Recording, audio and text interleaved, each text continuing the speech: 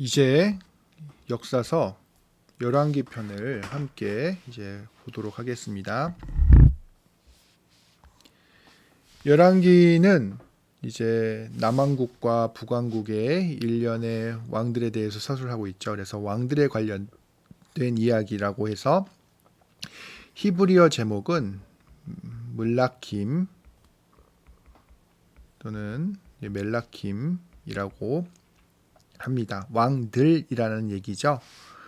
그래서 솔로몬 왕 이후에 단일 왕국이 무너지고 이스라엘의 멸망, 그리고 유다의 종말, 그리고 예루살렘 도성과 성전의 파괴까지 그 일련의 이야기들을 이제 다루고 있습니다.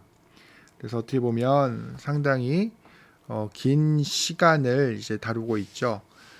솔로몬 이전에 다윗을 기원전 1000년 정도로 잡는다면 586년이 이제 멸망한 시기니까요. 약 이제 400년 이상의 시간들을 이제 다루고 있다라고 할 수가 있습니다. 무엇보다도 열왕기는 이스라엘의 처참한 현실을 직시하면서 이 일련의 재앙의 원인들을 살펴보는 가장 중요한 성경입니다. 그래서 이 열왕기도 학자들은 신명기, 역사서로 분류합니다. 신명기적 신학을 기초로 해서 이 이야기의 서술들을 이제 계속해서 지속적으로 확인한다는 의미라고 할 수 있습니다. 그리고 이 죄가 누가 저질렀냐는 거죠. 죄과를 바로 왕에게서 찾는다는 점입니다. 왕은 한마디로 민족의 대표성을 지니고 동시에 대리통치자잖아요. 누구의 대리통치자입니까? 하나님의. 그러니까 하나님을 대신해서 통치하는 사람은 누구의 성품을 닮아야 합니까? 하나님의 성품. 특별히 이 하나님의 성품을 닮고 이제 하나님의 용맹함, 그런 어떻게 보면 그 능력들을 품고 다스려야 된다는 내용들이 시편 45편에서 찾아볼 수 있습니다. 그래서 이 시편 45편이 상당히 중요한 제왕시로서 왕에 관련된 이야기를 담고 있다라고 할 수가 있습니다. 그리고 어떻게 합니까? 야훼 한 분만을 섬기는 것을 촉구하죠. 이게 가장 중요한 신학이죠. 야훼는 신명기 아까도 얘기했지만 신명기 6장 4절에서 5절 이게 가장 오래된 이스라엘의 신앙 고백이라고 합니다. 이 내용을 한번 살펴볼까요? 제가 한번 성경을 이제 찾으면서 함께 읽어보도록 하겠습니다.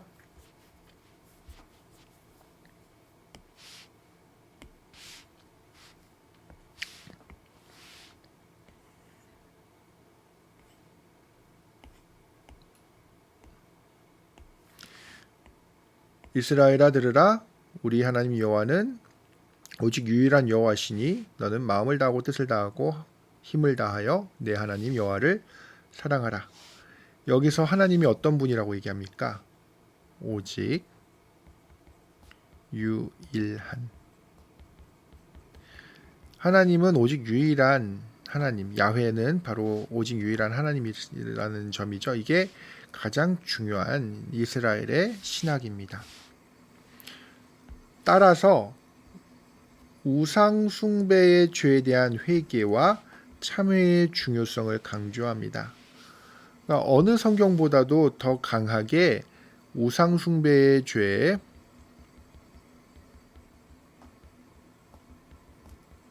이 문제를 가장 분명하게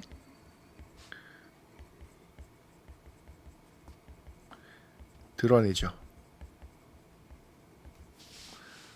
그래서 우상 숭배가 어떻게 보면 이스라엘을 무너지게 만든 가장 핵심적인 죄라는 사실들을 오늘 이 열왕기서는 이제 보여주고 있습니다. 그래서 우상 숭배의 문제에 대해서 뭐 강조하는 여러 가지 이제 뭐 예언서들이 참 많은데 그 중에서도 예레미야가 이 열왕기의 신학과 어떻게 보면 가장 가깝게 마주보고 있다라고 할 수가 있습니다. 근데 여기서 우리는 우상 숭배의 문제, 특히 이제 바알 문제에 대해서 이제 생각을 해봐야 되는데, 바알은 여러분 잘 알고 있듯이 기상의 신이죠. 관장하는 신입니다. 그리고 풍요예요. 풍요의 신. 그래서 누가 좋아했냐면 목자와 농부들이죠. 그래서 어떻게 보면 기상을 관장한다는 것은 비, 폭풍 등등등. 그러니까 어떻게 보면 이것들이 농업과 목축업의 가장 핵심적인 요소였잖아요. 그렇기 때문에 당연히 이제 풍요의 신이라는 개념으로 갈 수밖에 없었습니다. 문제는 이게 가장 중요한 게 항상 하나님과 부딪히는 거예요. 야훼 하나님과. 하나님께서도 분명히 어떤 분이십니까? 이 세상의 창조주시잖아요. 그러니까 바알과 비교할 수 없는 그런 분이신데, 이스라엘이 가뭄과 여러 가지 문제가 있었을 때에 누구에게 밀착하냐면 바로 야훼가 아닌 바알에게 밀착하게 됩니다. 그 문제가 어디서 드러납니까? 엘리야 시대죠. 그러니까 바알은 어떻게 보면 항상 이스라엘의 영적인 상황과 이제 부딪히면서 나타나는 그런 존재였어요. 그래서 이 부분들을 우리는 항상 염두에 두고 바알이 어떤 의미를 갖고 있는지 그 부분들을 이제 우리가 눈여겨서 볼 필요가 있고요. 결국 엘리야가 이제 어떻게 보면 바알과 저 전진 이제 대립각을 세울 수밖에 없는 그 당시에 영적 상황을 보여준다라고 할 수 있습니다. 어떻게 보면 이게 신학적인 부분, 사회상이지만 신학적으로 부딪히는 그런 영적인 세계의 그런 관계들을 보여준다라고 할 수가 있습니다. 특히 시편 29편에 보시면 이 하나님께서 이제 그런 폭풍의 신 또는 기상을 관장하는 그런 신으로서 이제 표현하고 있는데요. 이거는 어떤 사람들은 이것들을 그냥 바알 신학을 수용한 거라고 얘기하지만 그것이 아니라 오히려 하나님의 그런 이해할 수 없는, 그러니까 인간의 능력으로 이해할 수 없는 그런 드러내심, 현현이죠. 그 능력, 이것들을 표현하는 시편이다라고 이해할 수가 있습니다. 그러니까 한마디로 어떤 사람들은 시편 29편이 그냥 뭐 고대 근동의 가나안의 그런 신화들을 그냥 베낀 거다. 그게 아니라는 거죠. 그게 아니라 오히려 그 하나님에 대한 이해를 더 구체적으로 새롭게 이해하도록. 그러니까 하나님은 우리 인간의 능력으로 이해할 수 없지만 이 하나님의 그런 드러내심과 그리고 그의 능력들을 인간이 알 수 있는 언어로 표현하기 위해서 보면 가나안에 있었던 그런 다양한 신적 양상의 표현들을 이렇게 가져다가 새롭게 해석한 것으로 우리는 볼 수가 있습니다. 좀 어려운 개념이기는 합니다. 그럼 열왕기 상하의 주요한 사건들을 우리가 함께 먼저 보도록 할게요. 열왕기상의 주요한 사건은 뭐냐면 먼저 솔로몬이 왕이 된 거죠. 솔로몬이 이제 드디어 왕이 됩니다. 원래는 어떤 일이 있었어요? 아도니아가 스스로 이제 왕이 되려다가 이제 실패했죠.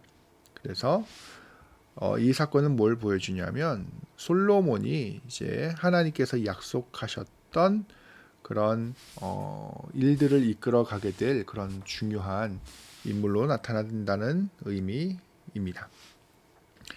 그리고 나서 어떤 일이 있습니까? 드디어 이제 다윗, 그러니까 그동안 하나님의 그런 대리 통치자로서 이스라엘을 이끌어왔던 다윗이 이제 죽게 되는 거죠. 이 다윗이 죽게 되는 과정 속에 수많은 수많은 사건들이 1장과 2장에 걸쳐서 이제 소개되고 있죠. 다윗의 유언이 있어요. 유언도 어떻게 보면 되게 중요한 부분이죠. 예를 들면 특히 군대 장관이었던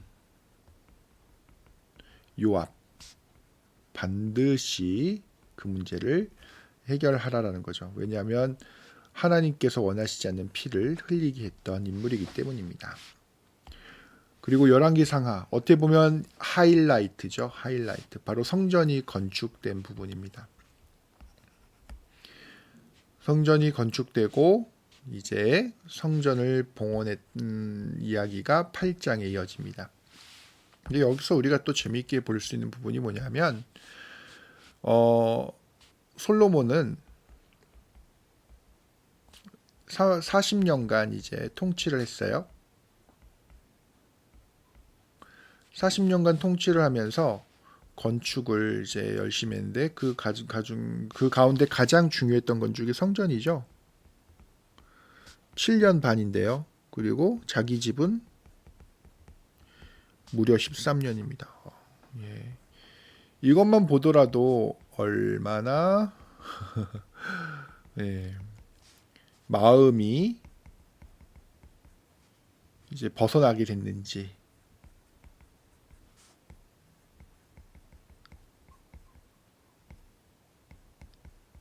초기부터, 그죠? 초기랑 비교해서 왕이 된 시점에서 비교할 때 그렇게 됐다는 얘기입니다. 그리고 또 남왕국과 북왕국이 이제 분열하죠. 어느 왕 때입니까? 르호보암이죠. 르호보암. 이때의 북이스라엘 왕은 바로 여로보암입니다. 느밧의 아들 여로보암. 근데 재밌는 거는 르호보암은 하나님께서 약속해 주신 것처럼 정말로 그의 이제 자녀들이 그대로 왕위를 계승하죠. 하지만 여로보암은 그렇지 않았어요. 계속해서 이제 어떻게 보면 반란, 이제 왕위를 잃게 되죠. 그래서 어떻게 보면 여로보암 이후에 시므리가 먼저 반란을 일으키고 시므리의 반란은 또 오므리에 의해서 평정이 되면서 이때부터 유명한 오므리 왕조가 시작됩니다. 여기가 왜 중요해요? 중요한 인물 바로 아합이 나타나기 때문입니다. 아합은 어떻게 보면 이제 정말 최악의 평가를 받았던 왕 중에 하나죠. 우리가 성서에서 보면 여로보암의 죄도 상당히 큰데 이 여로보암의 죄를 가볍게 여길 정도로 만들었다고 합니다. 그래서 이 내용은 이따 다시 한번 우리가 함께 살펴보도록 하겠습니다. 그리고 엘리야가 등장합니다. 중요하죠. 왜냐하면 누구랑 부딪혀요? 바로 아합. 그리고 여기 보이시죠? 아합, 이세벨, 시돈, 엣바알의 딸 갈등 관계. 수넴 여인도 다시 살리는 아주 중요한 인물인데요. 이 엣바알이라는 이름이 뜻이 뭔지 아십니까 혹시? 엣은 히브리어로 증거예요. 한마디로 바알의 증거라는 뜻이죠. 예, 대단한 인물입니다. 바알의 증거라는 이름에서도 알 수 있듯이 그는 완전히 그냥 어떻게 보면 바알의 그냥 완전히 영혼이 빼앗겨 버린 존재라는 거고요. 이 바알의 이 당연히 딸이니까 영향을 받았겠죠. 이세벨이. 어떻게 합니까? 그래서 아합이 사마리아에 바알 신전을 세워요. 그리고 나중에도 대결할 때 누구를 대동합니까? 바알 선지자 450명, 아세라 선지자 400명. 왜 이 두 신이 함께 등장하는 이유는 부부라고 여겨졌기 때문에 그렇습니다. 부부. 그래서 갈멜산에서 이제 얘기하고 그때의 유명했던 엘리야의 말이 뭡니까? 너희가 어느 때까지 둘 사이에서 그러니까 하나님과 바알 사이에서 머뭇머뭇하려느냐? 야훼가 만일 하나님이면 그를 따르고 바알이 만일 하나님 그를 따를지라 얘기하니까 이스라엘 백성들이 아무 말도 안 하지 않았습니까? 바로 그 장면입니다. 그리고 나서 이 이후에 하나님께서 어떤 일이 있었어요? 예, 이거는 한 번 더 할 거기 때문에 하나님께서 이제 바알 선지자들 앞에서 이제 그의 능력을 보여주셨고요. 그 이후에 이 두 선지자들 완전히 죽였죠. 그리고 나서 9장에 보시면 왜 도망갑니까? 도망간 장면인데 아세라가 아니라 이세벨이 가만히 두지 않겠다고 협박하니까 도망가서 어디로 도망가요? 호렙. 그러니까 원래는 어디로 도망가냐면 남유다, 최남반 브엘세바 여기에 사환을 놓고 자기는 광야로 더 들어가죠. 거기서 이제 로뎀나무 아래에서 죽기를 간구하고 천사 두 번 나타났다가 두 번째 이렇게 얘기하잖아요. 내 갈 길을 다 못 가고 못 갈까 하노라. 그러니까 이제 어디로 가요? 호렙으로 간 거죠. 호렙에서 드디어 하나님과 조우하게 됩니다. 여기는 이제 열왕기에 어떻게 보면 그 뭐라고 얘기할 수 있죠? 예, 그 족보입니다. 족보. 영어로 돼 있지만 제가 한글로 표시하면서 한번 보겠습니다. 여기 보시면 사울이죠. 사울, 이스보셋. 그의 이제 아들이 이제 왕이 됐지만 이제 살해당하죠. 그러면서 누구에게 이게 넘어간 게 다윗이죠. 다윗은 물론 그 이 비슷한 시기에 헤브론에서 유다의 왕으로 세워지고 나중에 이스보셋이 죽은 이후 온 이스라엘의 왕으로 세워집니다. 그의 아들 중에 중요했던 인물이 압살롬이죠. 그리고 아도니아. 그래서 그 아도니아가 어떻게 보면 자기가 왕이 되고 싶었고 압살롬은 반란을 일으켰지만 이제 요압에게 살해당하고요. 결국에는 아도니아도 이제 실패하고 솔로몬이 이제 왕이 되죠. 솔로몬이 왕이 되면서 그의 아들 르호보암에게 됐고요. 그의 아내가 누구였냐면 압살롬의 딸입니다. 그래서 혼인 관계가 됐고 이제 르호보암의 아들 아비암, 아사, 그 다음에 여호사밧, 이제 4대에 걸쳐서 이제 쭉 내려가다가 여호람이 왕이 되죠. 근데 문제가 생겨요. 여호사밧이 물론 어떻게 보면 좋은 왕이라는 평가를 받았을 수도 있는데 여기서 중요한 사건을 하나 이제 잘못을 저지르죠. 누구랑 혼인 관계가 되냐면 바로 아합 가문과 혼인을 맺습니다. 아합과. 그게 문제가 뭐냐면 결국 남유다는 국력이 약했어요. 근데 약했다고 해서 중요한 거는 여기가 더 하나님께 밀착하면 되는데 이걸 외교적 관계로 풀으려고 했던 거죠. 혼인 정책. 그래서 아달랴가 이제 어떻게 보면 며느리가 된 거예요. 여호람이랑 결혼을 해가지고 어떻게 됩니까? 아하시아가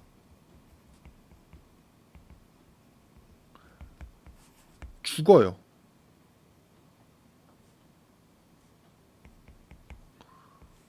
여호람도 죽고. 그러니까 이때 어떤 일이 있었냐면 아달랴가 이것 봐라 하면서 다 왕을 죽여요. 자기 자녀들 뭐 다 죽이면서 자기가 여왕이 되죠. 그러면서 이 누구죠? 잠시만요. 제가 한번 다시 찾겠습니다. 이름이 생각이 안 나서.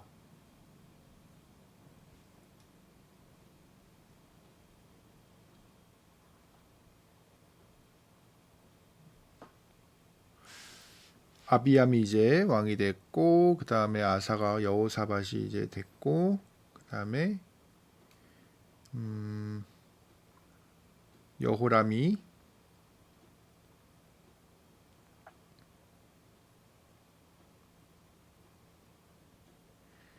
이제 왕이 됐고, 이제 예후 때 아합 아달랴 그죠?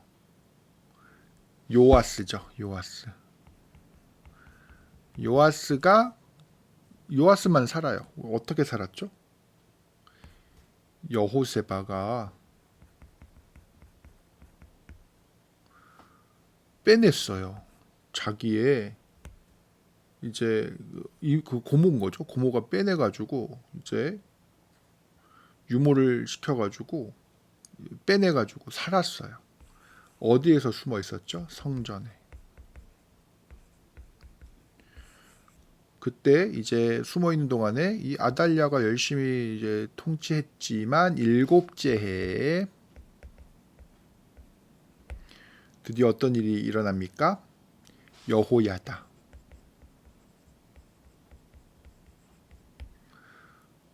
이제 제사장이죠. 여호야다가 이제 드디어 때가 됐다고 해서 이제 아달랴를 이제 성전에서 나왔을 때 이제 그 어떻게 보면 혁명을 일으켜서 이제 그 다윗 가문을 다시 세우죠.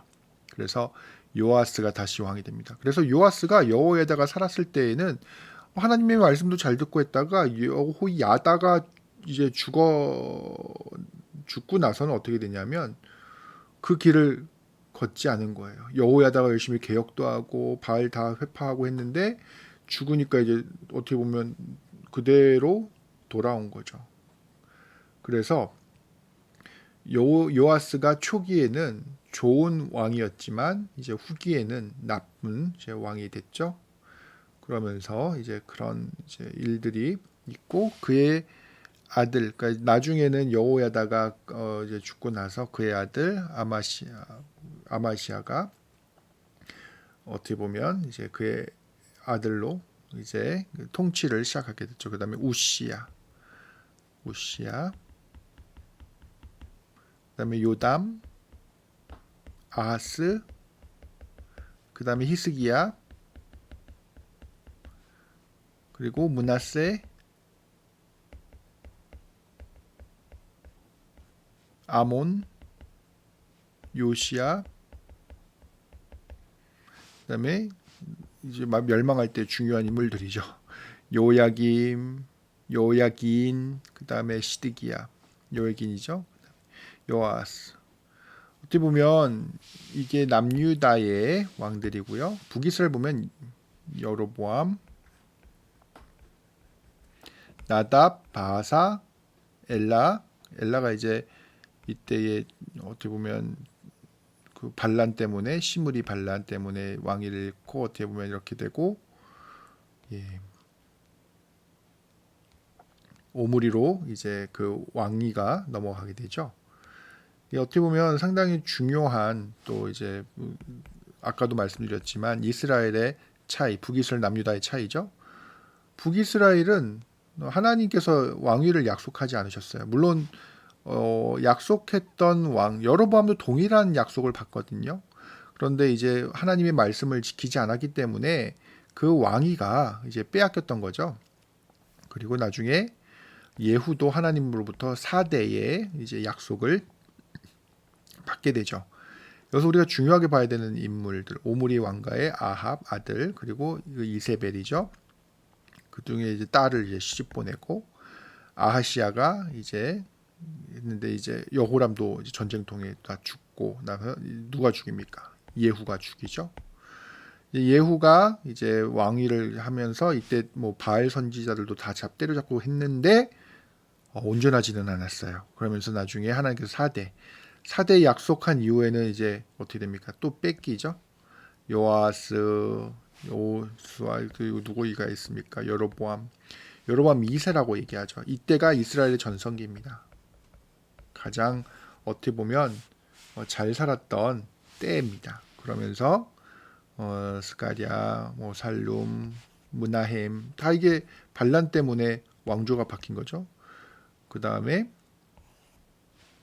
베가, 호세아 이렇게 다 어떻게 보면 다 그 북이스라엘은 남유다와 다르게 계속해서 왕권이 그러니까 이제 가문이 바뀌는 것들을 확인을 할 수가 있습니다.